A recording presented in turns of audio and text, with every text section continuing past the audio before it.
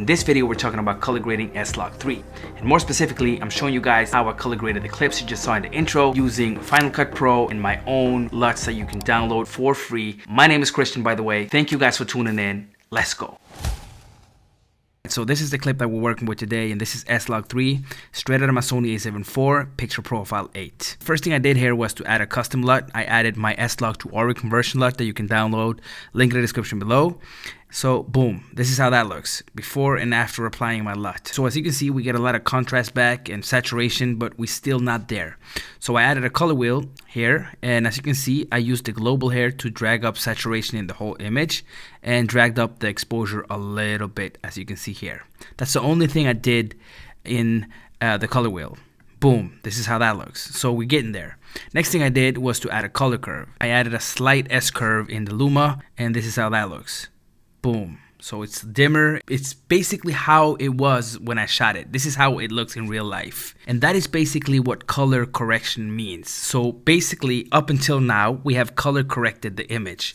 The first thing we did here was to convert your footage, and then we color corrected it to get a natural, true to life looking image. And that's what we've done here. So now we can creatively add a color grade. So I added another curve and I went down to the blues. And as you can see here, I put a control point in the middle here and dragged it down. What I'm doing is basically adding greens by removing blues. So getting to know the color curve is a really powerful tool, and I'll show you guys in a minute. But I just want you to pay attention to the only thing that I did here was to pull the blues down a little bit.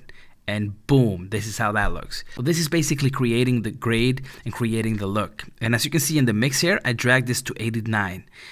At 100, it's a little bit too much, but at 89, I think is nice. For some people, maybe 73 is enough, or you can drag it down to 50.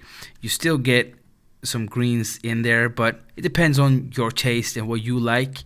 Personally, I liked it at 89, so I'll just leave it at that. I can drag it further down as well, but that's way too much, of course. If I, for example, use the reds here, and then I drag a little bit of reds out of this image, you can see how interesting this looks already. Not gonna do it that much though, but let's see if I take it a little bit out like so.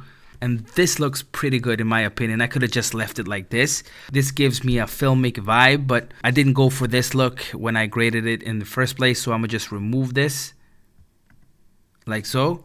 But as you can see, it's still pretty nice. I really enjoy this look. Anyway, next thing I did was to add a vignette. And boom, that's not so noticeable, but it's a little bit in the edges here just to, you know, wrap the image a little bit better. And that is the final result. Before, and after. And that is basically it for this grade. But as you can see here, I have a hue and saturation curve, right? And I have tweaked the blues a little bit. As you can see here, the tram is blue, right? So let me just show you if I boom, put this on and then take this away, you can see that the hue and saturation curve is basically doing two things there. The first thing is that it's making the blues a little bit more teal. So pay attention to the tram. Before and after, before and after. And as you can see, the teal is looking way better with this image. And I really like this color better. I think it suits the whole vibe better. So yeah. And also, as you can see here, I changed the hue of the reds up here. If I punch in a little bit, this is how it looked. And this is after, before and after. So it went from deep red to more of a orangey red. It's not a lot of change, just a little subtle change here and there to make the image look better. So this is the before and the after.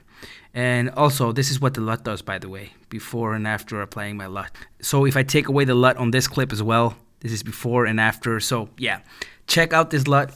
Download it, and if you like it, please just let me know, because that makes me want to make more videos and more LUTs. So yeah, that is it for this video, guys. Thank you so much for watching. If you have any questions, you know what to do. Leave them in the comments, and yeah, have a great day. Peace.